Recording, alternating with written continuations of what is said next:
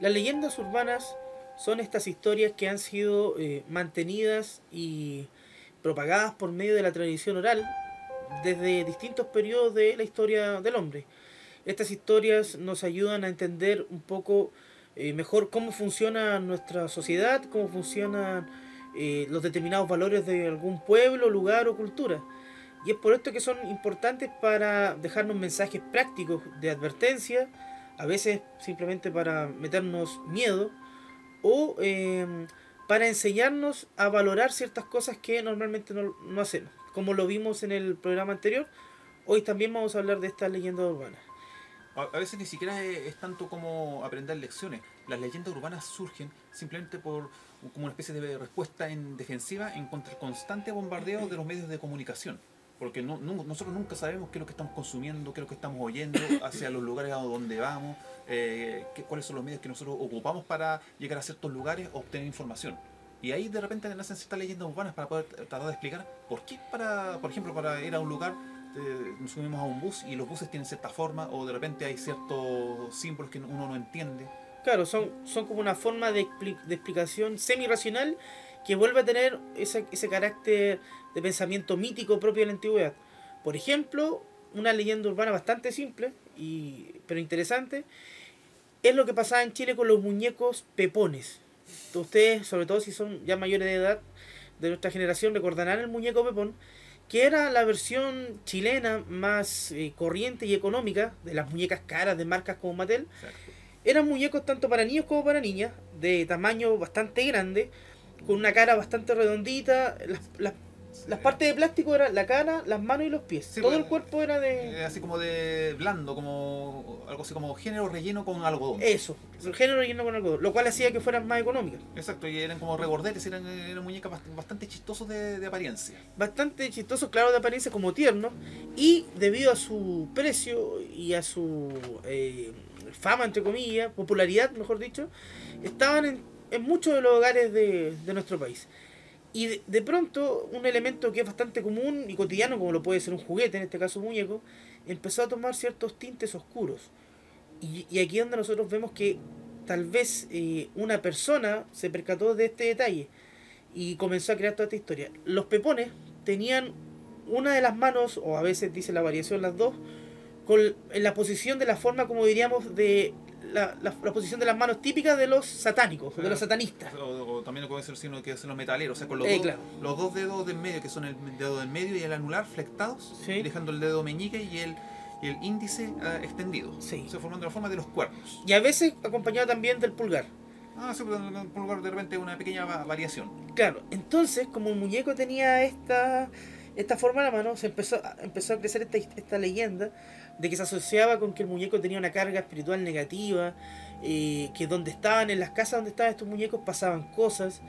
Y hay historias muy interesantes, como por ejemplo la siguiente, a partir de esta leyenda urbana del Pepón. Hay que recordar que las leyendas urbanas no tienen un origen, un inicio claro, Exacto, se pierden en el tiempo. exacto, tampoco tienen un lugar establecido, no hay una fecha cuando surge, ni siquiera un personaje conocido que se reconozca como el primero en echar a andar esto, o sea, el primero que dijo aquí ocurre algo extraño Claro. y pasó, no hay nada de eso. Salvo en el caso de los creepypasta, que ahí sí se puede llegar a veces al origen, porque nacen en un foro y se puede establecer la persona que creó este creepypasta. Exacto. Pero en el caso de la leyenda urbana no es tan así. Mira, la leyenda urbana decía que esta historia lo siguiente, que una familia le habían regalado una tía, algo así, un pariente, uno de estos pepones, de estos muñecos a la familia. Y cuando la familia cenaba o veía alguna película en el living, ponte tú, sentían unos pasos en el segundo piso, que era donde estaba el pepón. Sentían pasos, movimientos. Inmediatamente, asustados, iban a mirar y se encontraban con que la muñeca, que usualmente estaba acostada sobre la cama, estaba en el suelo. O estaba en alguna posición extraña. ¿Ya? Y así había muchas historias de personas que, por ejemplo, encontraban cosas rotas en la habitación y el pepón cerca. Y cuando miraban la cara como tierna, es ahí donde se produce esta como este quiebre entre lo tierno y como lo diabólico, propio de las muñecas y todas estas cosas, ¿cierto? Exacto, porque uno podría pensar que no, solamente fue un desorden nomás, y mayor daño que eso no hubo. Pero sin embargo, estamos analizando el contexto de que, miren, una leyenda urbana, pero que tiene que ver con un juguete. Claro. Y son varios los juguetes que tienen este tipo de leyendas, o sea, como de mitología, que en realidad pasan cosas cuando uno tiene pertenencia a este tipo de objetos. Como lo que vimos en el capítulo anterior, cuando hablamos de los pitufos, que también está asociada esta colección a ciertas historias tétricas o paranormales. Incluso, mira, como que tú una vez mencionaste, no solamente las leyendas urbanas se limitan a eso de los juguetes. También tú mencionaste una vez que está la leyenda urbana de que un café, una marca muy conocida en Chile, verdad. que no voy a nombrar la marca, pero todos la conocen, la más masiva. Alguien por ahí empezó a decir que para su fabricación se ocupaba de detergente y sangre. Sí. Exacto, y decían que claro que se está intoxicando la gente y esto no lo sabían. Y tú me contaste que se hizo una investigación a alguien, no sé si un canal de televisión o algo para salir de la duda, sí. Y al parecer era verdad. Tenía detergente. ¿Por qué? Pero en cantidades controladas para que pudiera producir espuma cuando uno lo pegaba. Claro. Y la sangre no era sangre humana, sino que sangre animal. De vaca o de toro. Exacto, para que tuviera su característico color bien rojizo, cargado. Rojizo o un café muy cargado. Sí. Pero todo en cantidades controladas. Pero lo cierto es que igual no deja de ser inquietante que no es café 100% puro. Claro, que menta a las personas. Es una leyenda más simpática en el sentido de que, bueno, para algunos puede ser más terrible, pero es interesante ver cómo nace esta leyenda, que por un elemento común que está, yo diría, no sé, en el 90% de los hogares de Chile, ciertas marcas, ciertas personas se empiezan a dar cuenta, por ejemplo, por qué este café da tanta espuma, Sí. por qué el color es tan intenso. Y tal vez se le ocurre la idea, y esta idea la cuenta un amigo, y así se empieza, ¿cierto?, por medio de la tradición oral, a masificar esta idea, y se llegó a esta conclusión de que el café de esta marca nacional, no era nacional, una marca extranjera, pero está con bastante presencia en Chile, tenía entonces detergente de ropa, un detergente industrial, algo que da espuma, y la sangre de animal. Sí, aquí puede tener un trasfondo de realidad, porque quien pudo haber echado por este rumor pudo haber sido un ex trabajador que trabajó en la producción de esto y fue testigo de esto, y sin embargo él sabía que elementos que se utilizaban en la fabricación no eran dañinos para la gente, pero le llamó la atención y lo comentó con uno de sus amigos, y ahí se viralizó. ¿No? Exacto. Fue un rumor que corrió. Simplemente que, claro, uno piensa que el café que estoy tomando tiene sangre de detergente, esto es malo, pues. Queda ahí, que la escoba y el tinte negativo de esto. Tenemos hartas leyendas relacionadas con la comida o con ciertas bebidas. Por ejemplo, también está la leyenda de que Coca-Cola, uno de sus ingredientes secretos, era que tenía ciertos índices de cocaína. No, eso en un principio es verdad. ¿Saben por qué? Porque yo leí por ahí que la Coca-Cola, cuando se inventó, dicen que tenía cierta cantidad de un alucinógeno, bueno, que después se descubrió que era alucinógeno, que era cocaína. Claro, porque se utiliza, incluso yo una vez leí por ahí que Coca-Cola tenía una presentación especial, que era una botellita que era súper concentrado con cafeína y también con este elemento que sería cocaína, por ejemplo, que se usaba en las guerras cuando los soldados necesitaban estimularse o tenían muchas horas sin sueño y tenían que hacer guardia algo, tomaban esta pequeña botellita de Coca-Cola, que estaba no era la Coca-Cola que se vendía comercialmente. Bueno, algo hecho especialmente para los soldados de la guerra. Exacto. Pero también es parte de la leyenda urbana. Entonces los soldados tomaban este concentrado de Coca-Cola con mucha cafeína y también supuestamente cocaína, y estaban más despiertos, ¿cierto?, entre comillas. Exacto, ahí podían desempeñarse mejor en la guerra. Pero en todo caso, un dato similar a lo de la cocaína no es algo que debería sorprendernos. Se supo recientemente que el presidente Franklin Delano Roosevelt, el estadounidense que le tocó luchar del lado de los aliados en la Segunda Guerra Mundial, cuando estaba muy cansado porque ya tenía poliomielitis y estaba en silla de ruedas, sí, se le administró cocaína para que pudiera mantenerse más despierto, pudiera dirigir al país durante esta contienda mundial. Sí. Exacto, y no solamente para eso, para combatir ciertos dolores. Y en esa época era normal que se prescribiera este tipo de drogas. Exacto. Cocaína. En épocas anteriores, los psicotrópicos, los alucinógenos, se prescribían de manera legal a los pacientes, incluyendo drogas como por ejemplo cocaína, e incluso en un tiempo se trataban problemas psiquiátricos con LSD. Sí. El LSD también tenía era muy comúnmente empleado en ciertas épocas para tratar enfermedades que a lo mejor ahora muchos nos sonarían absurdas. Sí. Mira, pensando en otros productos, bueno, teníamos la Coca-Cola, también está toda esta historia referente a la comida de los McDonald's. Se decía también que la carne con la que preparaban las hamburguesas en los McDonald's, perdón, no era carne de vacuno, ni de cerdo, ni de pollo, dependiendo de la variación, sino que era una especie de masa mutante artificial que hacían en los laboratorios de estas multinacionales de comida rápida. Yo escuché que era también lo hacen Kentucky Fried Chicken. Claro, era una especie de masa deforme, era como una pelota de carne que no tenía ni extremidad ni nada, era una especie como de manipulación genética de un animal. No era pollo, o sea, incluso en esta marca Kentucky Fried Chicken está prohibido decir que eso era carne de pollo porque no era pollo esa carne. Claro. Se cultiva de la manera que tú decías. Era una cosa muy extraña. Ahora, esto hablamos a nivel de leyenda urbana porque habían imágenes por ahí, pero obviamente estaban trucadas, donde mostraban una especie de masa morfa que era esta cosa de carne donde sacaban, para la redundancia, la carne para hacer la hamburguesa o los nuggets y todo eso. Ahora, apegado a la realidad, los nuggets, si ven la producción en internet, sí se ven que son una pasta rosada, que es una mezcla de un montón de... Tiene partes del pollo que la gente no comería. Por ejemplo, ¿cómo se llama? El cartílago. Sí, o la grasa. Bueno, hay gente que igual se come la grasa. Sí. Entonces todas estas leyendas nacen por cosas que nosotros tenemos contacto en el día a día. Sí, y también puede haber otra, no creo que sea leyenda urbana, es más superstición de que si tú ves a una persona con sonambulismo, no puedes despertarla porque se puede morir. Creo que ahí hay una base no científica, pero sí racional sobre eso. No morir necesariamente, pero sí podía como afectarse. Pero como no estamos seguros, vamos a investigar para poder dar una respuesta oportuna y precisa con respecto a eso. Yo le digo que es mentira que se muere. O sea, no, que yo también, no, que se mueren no, pero yo tenía entendido que sí podía afectarlos. Por la conmoción. Sí. Es como cuando tú hay una persona durmiendo y tú la despiertas muy fuerte y le gritas. La conmoción puede llevar, y si tiene problemas cardíacos, por ejemplo, a que se le acelere el corazón, etc. Bueno, también más allá de esa conmoción, el hecho de que la persona piensa que cuando despierta y se da cuenta que ya no está en su cama, está en la calle o está de quién sabe dónde y le va a venir un choco. Claro. Mira, no solamente dentro del mundo de la comida y los alimentos o de los bebestibles tenemos leyenda urbana. Dentro del cine hay un montón de leyendas urbanas. Y una que es bastante conocida es lo que pasó en la película Tres hombres y un bebé. Tres hombres y un bebé de 1987. En esta película, que básicamente la historia es de tres hombres solteros que por ciertos motivos deben cuidar a no sé si era una niña pequeña, un bebé. La historia ahí es como una especie de comedia donde los hombres, ¿cierto?, tienen que aprender cómo cuidar a un bebé y todo esto, ya ahí todo bien. Y hay una escena donde creo que es la madre de uno de estos tipos, y va, ¿cierto?, a conocer al bebé, y justo en esta parte de atrás, donde está la abuela con el bebé en la mano y el actor detrás, en el fondo, entre medio de unas cortinas se ve la silueta, ¿cierto?, de un niño pequeño. Y cuando esto se supo posteriormente, cuando se exhibió la película, empezaba, ¿cierto?, a crecer esta historia de que eso era Primero se decía lo siguiente, que en el departamento donde habían filmado la escena de esta película, había muerto un niño en condiciones bastante extrañas y terribles. Y que por ende este niño, este ser desencarnado, este espíritu, o alma como quieran llamarlo, estaba rondando ese lugar y quiso hacerse presente, digamos, en la película.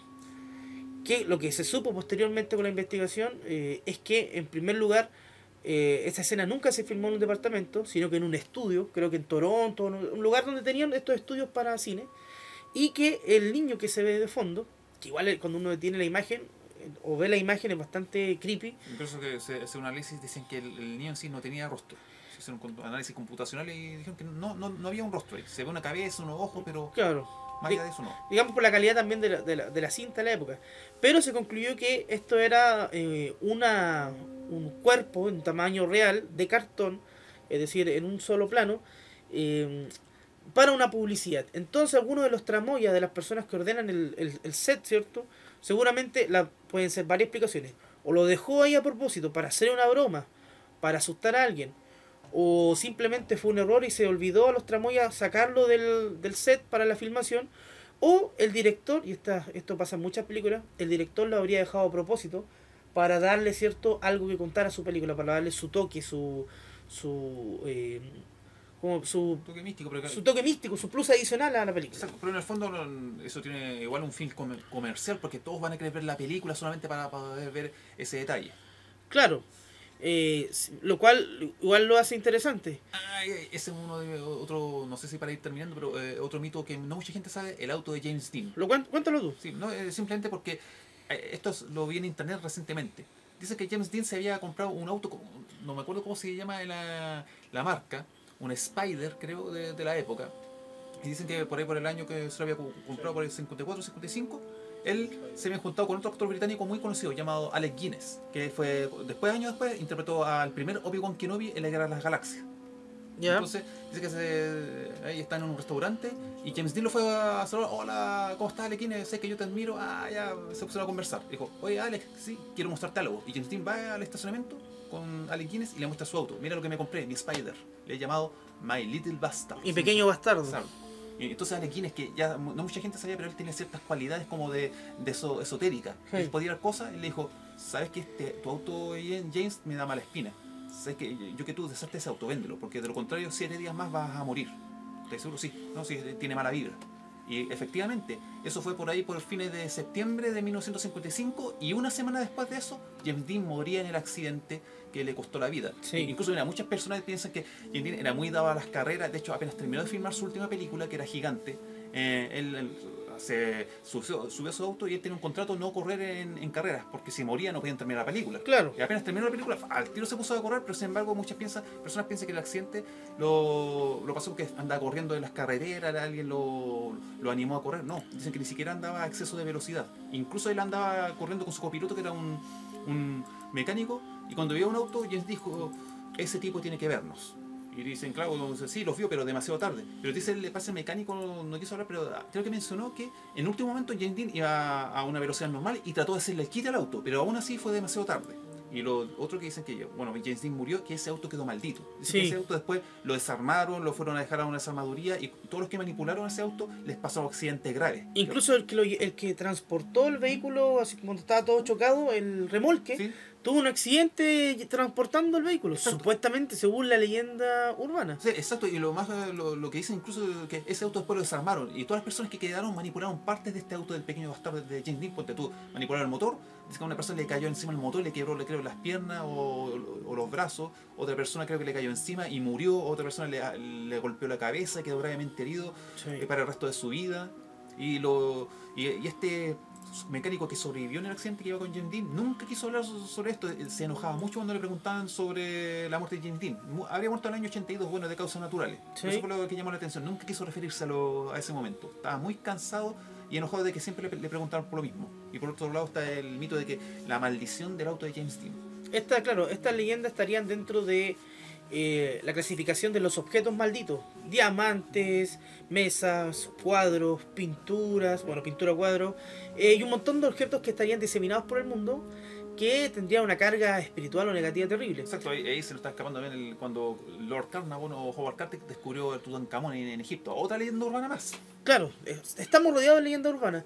Ahora una dentro del mundo gamer, del mundo de los videojuegos. Es la famosa y conocida leyenda de E.T., del juego de E.T., de un cartucho que salió para el Atari 2600. ¿Qué pasó con este juego? Salió un juego que la idea era sacarlo para Navidad, al parecer, ya que la franquicia había salido la película, ¿cierto? Y estaba vendiendo bastante. Después del año 82 tuvo que haber sido.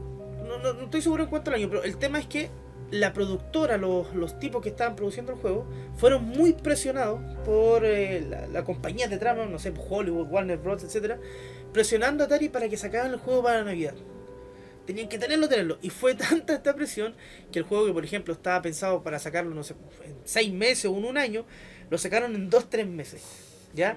La calidad del juego horrible, los gráficos asquerosos, la jugabilidad manco total. Habría que jugarlo con los codos, como escuché una jugada de LOL. Era horrible, un juego totalmente horrible, lo cual llevó obviamente que nadie lo quería comprar. Y como E.T. en ese momento era grito y plata, entre comillas, sacaron una producción muy muy grande de estos cartuchos. Como estos cartuchos no se vendieron muy poco y la empresa perdió mucho dinero, se dieron cuenta que salía muy caro almacenarlos o botarlos o quemarlos. Así que no encontraron nada mejor que ir a una parte del desierto en Nuevo México, creo que en la zona de Álamo Gordo, en Nuevo México, y excavaron en el desierto y enterraron todos estos cartuchos, que era la forma más económica. Y de ahí que la leyenda urbana dice que Supuestamente se han encontrado cartuchos, e incluso se han vendido algunos por eBay, etcétera, pero se ha demostrado con el tiempo que eran fake, que eran cartuchos que habían encontrado por ahí guardados no sé, en un almacén y que los querían vender como que habían estado en el desierto. Hay historias también de personas que han ido a buscarlo al desierto, en la zona donde se creerían que están, y algunos dicen por ahí que lo encontraron, otros que esto es falso, etcétera, etcétera. Pero eso es lo que crea esta leyenda, lo que lo hace divertido. No sé, sí, divertido porque no es una leyenda negativa ni con una maldición. Es simplemente de que se habían deshecho de un producto malo, pero que sin embargo, pasando los años, nos falta el curioso, o los curiosos que quieren hacerse con uno de estos cartuchos, porque después, claro, forma parte de una especie de... Para los coleccionistas es valioso. Claro. Y alguien nos falta que dice, oh, lo encontré, ¿dónde está? En el desierto, pero ¿cómo eso? Pero y después se ha comprobado de que en realidad no eran los cartuchos que estaban en el desierto y nunca se ha podido comprobar. Exacto. Pero aún así es interesante esta leyenda urbana con este giro un poco más inocente. Y para terminar, para ir cerrando este microprograma, ya que vamos cerca de los 20 minutos, están las leyendas relacionadas con las personas, los grandes personajes que se congelaron criogénicamente para poder, ¿cierto?, vivir un futuro diferente, para poder aprovechar sus riquezas, o por simplemente por si tenían alguna enfermedad, poder, que en el momento era incurable, curarla en un futuro. Así tenemos la historia de que, por ejemplo, el Walt Disney estaría congelado criogénicamente en un laboratorio secreto y que estaría esperando, ¿cierto?, en un futuro próximo, donde la tecnología permitiera revivir a estas personas que estuvieron congeladas criogénicamente. Hitler también sería otro de... Bueno, Hitler supuestamente está en la Antártica, supuestamente estuvo en Argentina, supuestamente estuvo en el sur de Chile, dicen que también se habría escapado a Brasil. Otro dice que se fue a Chambalá en la A Chambalá, o sea, Hitler está en todos lados, es como Elvis, hay un comodín con Hitler. Entonces también estaría la historia, esta leyenda urbana de que Walt Disney se había congelado criogénicamente, al igual que Hitler y otros grandes personajes de la historia. Tiene sentido porque dicen que Walt Disney tenía muchas ganas de vivir, así que siendo millonario como Exacto. era, tenía los medios por lo menos para averiguar cómo está la tecnología en su época para poder por lo menos congelarse o extender su vida más allá de lo que le permitía el cáncer que ya lo estaba quejando. Sí. Para ir cerrando este microprograma, Maverick, si los invitamos a que si les gustó este tema de la leyenda urbana, nos lo digan para hacer otro programa. Desde el búnker se despide Curonox. Y yo, Maverick, los estamos esperando.